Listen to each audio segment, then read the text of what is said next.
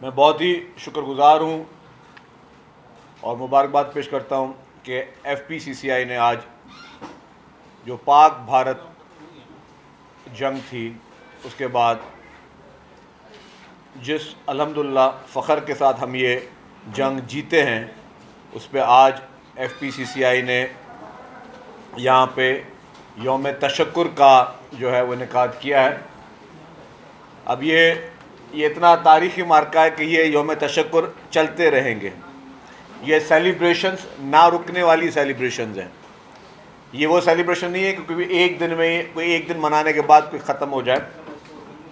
हर एक की अपनी अपनी उम्र है, हर एक ने अपने अपने तजुर्बे देखे हुए हैं। कुछ लोगों ने 1965 की जंग देखी थी, कुछ लोगों ने 1971 की जंग देखी थी। मेरी ईयर ऑफ बर्थ 1974 है, तो मैंने वो दोनों जंगें नहीं देखी थी।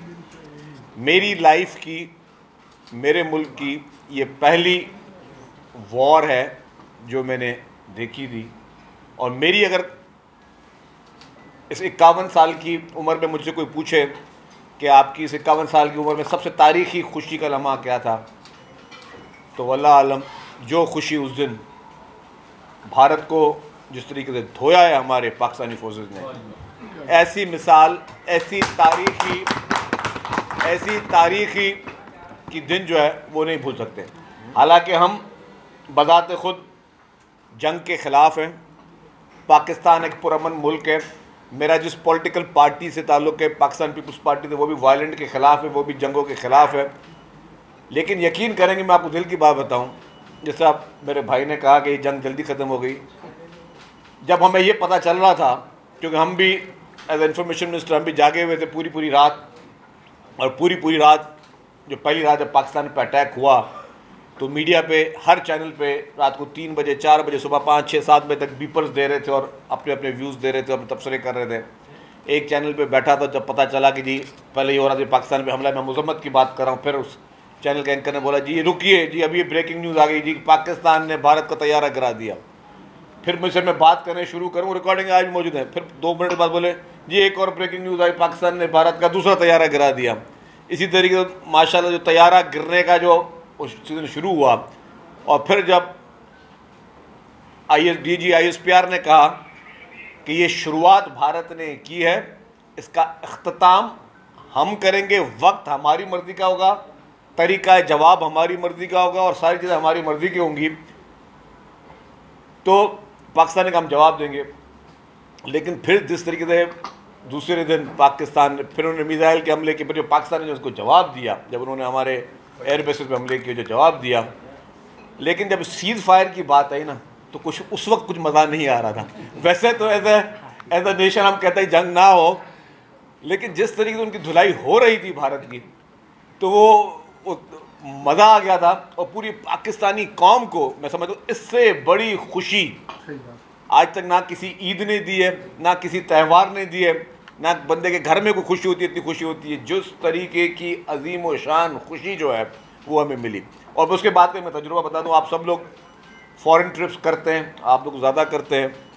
मेरा कुदरती जाना हुआ उसके बाद चाइना, और वापसी में फिर दुबई जाना हुआ। यकीन करें कि आप लोग भी इंशाल्लाह ताला घूमने फिरने जाएंगे, सारे कोई अपने कामों से जाएंगे। अब जो पाकिस्तानी पासपोर्ट पे घूमने का मज़ा है ना दुनिया में, वो भी कहीं आपको नहीं आएगा।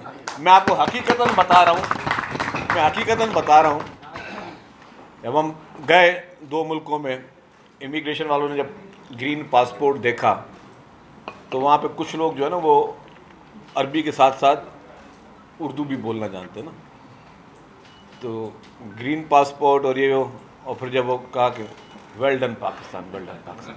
फिर एक दिन रहे तो मैंने कहा कि जी वहाँ पे काफ़ी जानने वाले हैं, काफ़ी लोगों से वहाँ पे जो है मरासिम भी होते हैं। तो जब कहीं जाए पता चला जी यहाँ पाकिस्तानी बैठे, इंडियंस बैठे हुए हैं, तो वहाँ जो इंडियंस के जो मुंह थे ना, वो भी देखने के काबिल थे। ऐसे लग रहा था जैसे कि पाकिस्तान को पता कि ये पाकिस्तानी शख्स बैठा हुआ है, जैसे कि उनको कोई बहुत बड़ी कोई उनका मुंह चिढ़ा रहा है या कोई उनको बहुत बड़ी कोई गाली दे रहा है। सिर्फ हम कुछ नहीं करते, हम तो बहुत सब तरीके से रहा है।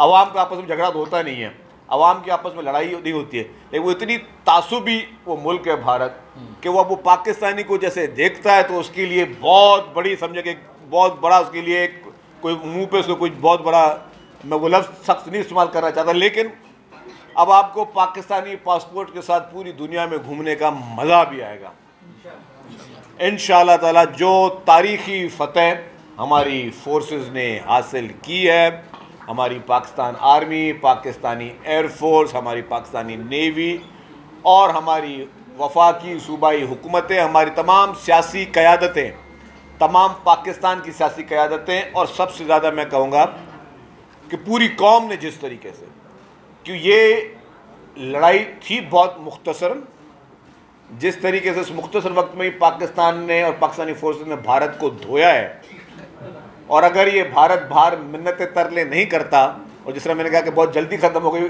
मज़ा कम आया, लेकिन अगर ये कोई 2-4 दिन और होती तो शायद भारत सफ़ाए हस्ती पे नहीं होता। अल्हम्दुलिल्लाह, अल्हम्दुलिल्लाह। लेकिन मैं ये कहूँगा कि इससे हमारी एक यूनिटी सामने आई, और उसमें हर पूरी कौम ने ये लड़ाई लड़ी है। जिन लोगों के पास हथियार थे हमारे फोर्सेस के पास, वो हथियारों से लड़ रहे थे। जिस मीडिया के पास कलम थी और जिनके वो सैटेलाइट चैनल थे, उन्होंने सैटेलाइट चैनल पे लड़े। जिन लोगों ने, हमारे पाकिस्तानी नौजवान बच्चों ने सोशल मीडिया पे ये लड़ाई लड़ी है। और फिर हमारे पास जो लोग घरों पे बैठे थे, बुजुर्ग थे, बच्चे थे, वो हाथ उठा के जो दुआएं दे रहे थे अपने मुल्क को, अपने फोर्सेस को, उन्होंने उस तरह वो लड़ाई लड़ी है।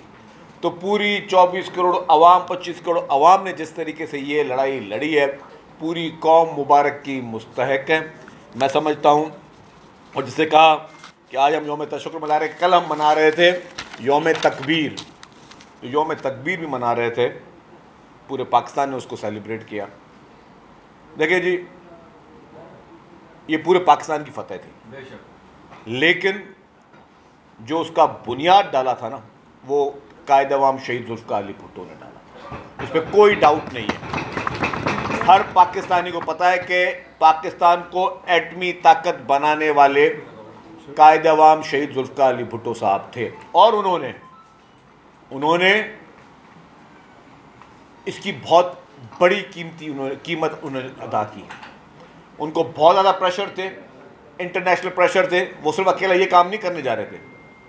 जिस तरीके से उन्होंने पाकिस्तान को एटमी ताकत बनाने का ख्वाब देखा, फिर जिस तरीके से उन्होंने लाहौर में इस्लामिक कॉन्फ्रेंस बुलाई, और फिर जो एक और वो काम करने जा रहे थे जिससे पूरी दुनिया की हवाएं वो थी, वो अनफॉर्चुनेटली नहीं हो सका। वो पूरी मुस्लिम ममालिक के दरमियान एक कॉमन करेंसी बनाने जा रहे थे। मेरे सीनियर्स बैठे हुए, उनको उस वक्त उन चीज़ों को पता। वो मुस्लिम, जिस तरह आपने सुना होगा कि पूरी यूरोप है कि जो पूरी यूरोपियन कंट्री थी, पूरी इस्लामिक दुनिया में एक कॉमन करेंसी बनाने जा रहे थे, वो भी बहुत बड़ी। तो हमने अनफॉर्चुनेटली अपने हीरोज़ खोए हैं। अगर शहीद जुल्फ़िकार अली भुट्टो साहब आज हमारे बीच होते तो ये पाकिस्तान दुनिया के किसी भी बहुत बड़े, हर हिसाब से, जैसे खालिद साहब ने कहा कि इकॉनमी की चैलेंज है, यस, हमारी इकॉनमी भी पता नहीं कहाँ से कहाँ तक होती, हमारे मुल्क की मौशत पता नहीं कहाँ से कहाँ होती, और हम लोग खुद जो है ये एक बहुत अजीम मुल्क, अभी भी अल्हम्दुलिल्लाह अजीम मुल्क है, लेकिन बहुत आगे हम जा चुके होते। बाकी बहुत सारे ममालिक जिनको पाकिस्तान ने ट्रेन किया मुख्तलिफ़ चीज़ों में, आज वो भी अल्हम्दुलिल्लाह तरक्की याफ्ता ममालिक। लेकिन भुट्टो साहब का जो विजन था ना, और जिसको मैंने कहा कि इस पूरी चीज़ की भुट्टो साहब ने एक बहुत ही बड़ी जो है वो कीमत दी, वो अपने जान का नजराना दिया। और फिर शहीद बेनज़ीर भुट्टो साहिबा ने, जिस तरह शाह ज़ुबैर साहब ने बात की, शहीद मोहतरमा बेनज़ीर भुट्टो साहिबा ने जो मिसाइल टेक्नोलॉजी जिस तरह दी, अब काफ़ी चीज़ें मैं नहीं कह सकता ओपनली, जिस तरह उन्होंने, मैं कहता हूँ कि ये सुनहरी अल्फाज में लिखा हुआ पाकिस्तान कि किस तरीके से वो टेक्नोलॉजी पाकिस्तान को मिली, और ये भी एक अजीम कारनामा था। आज हम पूरी दुनिया को खटकते हैं दुश्मन ममालिक को, अगर दुश्मन ममालिक आज भी पाकिस्तान पे कोई सीरियस वार करने से पहले डरते हैं, कांपते हैं, तो सिर्फ इसलिए कि पाकिस्तान एक एटमी मुल्क है जिसके पास जो है मिसाइल टेक्नोलॉजी भी है, और उसका दिफा बहुत मजबूत हाथों में है। पाकिस्तान की फोर्सेस बहुत मजबूत हैं, पाकिस्तान के पास वो एसेट्स हैं जो दुनिया कोई भी उस पर जो मैली आंख से नहीं देख सकता। और ये सारा जो मैं अगर क्रेडिट दूंगा तो पहले कायद अवाम शहीद जुल्फ़िकार अली भुट्टो साहब को दूंगा, फिर शहीद रानी मोहतरमा बेनज़ीर भुट्टो साहबा को दूंगा। और इसको हमारी फोर्सेस ने और हमारे सब ने जो है मिल के फिर जिस तरीके से उस टेक्नोलॉजी के बाद अपने मुल्क को मजबूत किया, हम पूरी हमारी पॉलिटिकल क़यादत का मैं सबको तारीफ़ करूँगा कि सब ने बहुत अच्छा काम किया, हमारी गवर्नमेंट्स ने अच्छा काम किया।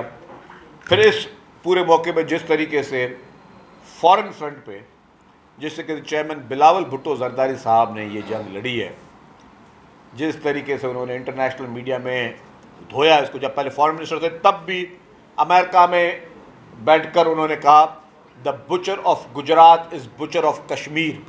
उसके बाद भारत में भारत की सिटिंग गवर्नमेंट, रूलिंग गवर्नमेंट की पॉलिटिकल पार्टी बीजेपी ने हेड मनी रखी चेयरमैन बिलावल भुट्टो जरदारी साहब के सर पे। मतलब ये कभी सुना है कि किसी फॉरेन सिटिंग फॉरेन मिनिस्टर के सर पे हेड मनी रखी जाए और उसके बाद वो ही जवान मर्द हेड मनी के बावजूद उस मुल्क में जाता है भारत में as a foreign minister, head money रखी हुई थी और फिर भी वहाँ जाके भी उन्होंने जो है कश्मीर का मुकदमा जो है वो तारीखी तरीके से लड़ा।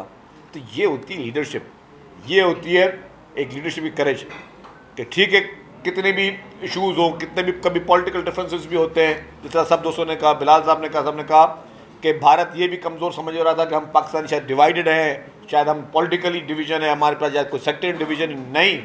पाकिस्तानियों ने साबित किया कि हमारे सियासी इशूज़ हो सकते हैं आपस में, हमारे सियासी डिफरेंसेस हो सकते हैं आपस में, लेकिन जब मुल्क पे बात आएगी, जब इस वतन पे बात आएगी, इस वतन की मट्टी के बात आएगी, तो हमारे सारे डिफरेंसेस एक जगह पे, हम सब मिलकर एक ताकतवर कुव्वत के साथ अपने मुल्क का दिफा, अपने मुल्क की सालमियत पे किसी किस्म की सौदेबाजी के हम करने नहीं देंगे। तो ये पाकिस्तान एक अजीम कौम साबित हुई है, पाकिस्तान एक अजीम नेशन है जिसने ये चीज़ साबित की कि उन्होंने मिल के सारी चीज़ें उन्होंने बेहतर तरीके से की। इसके बाद मैं कहूँगा कि दो मुकाबले और थे, जैसा सबने कहा, एक भारतीय मीडिया था। अब भारत मीडिया क्या कर रहा था? भारतीय मीडिया सिर्फ झूठ फैला रहा था। अगर आप में से पता नहीं कितने लोगों ने उस वक्त भारतीय मीडिया फॉलो किया था, मैं एज ए इंफॉर्मेशन मिनिस्टर मैं भारतीय टीवी चैनल्स भी देख रहा था। अपने सारे चैनल्स, अगर मैंने 16 चैनल अपने देख रहा था, साथ मैंने 3 स्क्रीन पे भारतीय चैनल भी देख रहा था। अगर आप भारतीय चैनल देखते तो पोर्ट कराची का तबाह हो गया, पता नहीं पूरा शहर है ही नहीं, और AI से आर्टिफिशियल इंटेलिजेंस से तस्वीरें बना के, खुदा ना खास्ता मैं किसी मुल्कों के नाम नहीं लेना चाहता, जैसे खंडरात बन चुके थे ये कराची। अब ये वहाँ का एक जिम्मेदार मीडिया काम कर रहा था, ये नहीं कि कोई छोटा मोटा, वहाँ के जो बड़े नामी गिरामी टीवी चैनल्स हैं वो ये काम कर रहे थे। मतलब आप बताएं कि क्या फ़ायदा हुआ एक झूठ को फैलाने से, और क्या उन झूठ पे फैलाने के बाद उस भारतीय मीडिया पे क्या इंटरनेशनल फोरम्स, मेरे साथ बैठे हुए हैं सेनेटर सरमद साहब जो कि मीडिया के बहुत पुराने नाम है, शाह जुबैर साहब, और हमारी बहन बैठी हुई है फैसल जाहिद मलिक साहब बैठे हुए हैं। क्या आपके इंटरनेशनल इस तरह की बॉडीज़ होती है जो इसको मॉनिटर करती हो कि एक चैनल इतने बड़े तरीके से ब्लंडर्स मार रहा है, झूठ बोल रहा है, तो क्या उन चैनल्स को, चले हम भारत में तो हम नहीं कर सकते, क्या इंटरनेशनल लेवल पे उन चैनल्स को क्या बैन होना नहीं चाहिए? क्या एज अ पाकिस्तानी मीडिया जितने भी हमारे पास बॉडीज़ हैं, PB है, PNS है, आपके जो भी और बॉडीज़ है, क्या वो इंटरनेशनल नहीं लिख सकते कि ऐसे चैनल्स को पूरी दुनिया में नहीं दिखाया जाए जो कि इस हद तक झूठ, और वो एक होता चले एक खबर बाउंस हो गई, नो, ये एक बाकायदा एक इस तरह के झूठे मनगढ़ंत स्टोरीज बना रहे हैं, झूठे हमले दिखा रहे हैं, पूरे शहर के शहर तबाह कर दिए। हाँ, मतलब उन्होंने बहुत सारे बोले कि बहुत सारी चीज़ मैं रिपीट भी नहीं करना चाहता, हर किस्म की जी पूरी क़यादत मुल्क छोड़ के चली गई, पता नहीं क्या हो गया मुल्क में। तो इन इस तरह के चैनल्स के, भारतीय चैनल्स के ख़िलाफ़ जिन्होंने इस हद तक किया, चले भारत में झूठ फैलाते रहे, जो पूरी दुनिया में झूठ फैला रहे हैं, दिस इज़ लाइक इनके ऊपर डिफेमेशन के केसेस होने चाहिए। मैं रिक्वेस्ट करूँगा हमारे मीडिया बॉडीज़ को जो यहाँ पर मौजूद हैं कि आप बरतानिया में, अमेरिका में, बाकी ममालिक पे इन पे डिफेमेशन के केसेस डालें कि जी, ताकि इन चैनल्स को वो पनिशमेंट मिले कि आप किसी मुल्क के ख़िलाफ़, आप मुल्क की पूरे उस ढांचे के ख़िलाफ़ झूठी मन गढ़ंत गलत खबरें चला रहे हैं। तो हम उन तमाम इंटरनेशनल ममालिक में जहाँ जहाँ पे वो ऑन एयर होते हैं वहाँ पे इनके डिफेमेशन के केसेस डालें ताकि इनको पेनल्टी मिले, पनिशमेंट मिले, नेक्स्ट टाइम इस तरीके वो ब्लंडर नहीं करे। लेकिन पाकिस्तानी मीडिया ने बहुत जिम्मेदारी का मुजाहरा किया, आपने हर खबर वो चलाई, जिस खबर की तस्दीक हो रही थी, जिस खबर को हमारे ISPR भी कंफर्म कर रहा था, हमारे बाकी सोर्सेज भी कंफर्म कर रहे थे, और उसकी फिर कभी कॉन्ट्राडिक्शन भारत भी नहीं कर सका, तो वो सारी चीज़ें आपने की।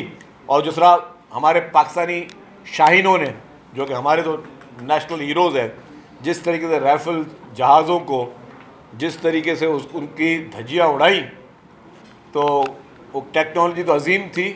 वो मैं कहता हूँ कि सिर्फ अच्छी चीज़ चलाने का जो है ना वो क्रेडिट नहीं होता है, चलाने वाले का दिल गुर्दा चाहिए होता है। जो मैन बिहाइंड द गन, जो हमारे पाकिस्तानी पायलट्स का दिल गुर्दा था, उन्होंने जिस तरीके से भारतीय जहाज़ों को भी गिराया और भारतीय पायलट्स को भी धोया, तो मैं तो कहूँगा कि जी उधर के सारे जो है पायलट्स हैं, उनके लाइसेंस चेक हो, सारे वो लर्नर लाइसेंस पे चल रहे हो, जो लाइसेंस अथॉरिटी है कि उनके लर्नर लाइसेंस पे चल रहे हो। लेकिन पाकिस्तानी शाहीनों ने जिस तरीके से उनको धोया है, मैं समझ इसकी भी कोई तारीखी मिसाल नहीं मिलती। हमें उसमें तो उन्होंने उस मुल्क ने भी मना कर दिया, शायद मेरे ख्याल से अब आइंदा जो है अनाड़ी पायलटों को और अनाड़ी मुल्कों को इस तरह की चीज़ें नहीं बेची जाएगी। हाँ, ज़्यादा चीज़ मैं ऑन एयर नाम नहीं लेना चाहता मुल्कों के, लेकिन ठीक है, हमारी अल्हम्दुलिल्लाह हमारे उन चाइनीज़ जहाज़ों ने जो पाकिस्तान ने मिलकर बनाए, उनके साथ उन्होंने वो तारीख़ी काम किया।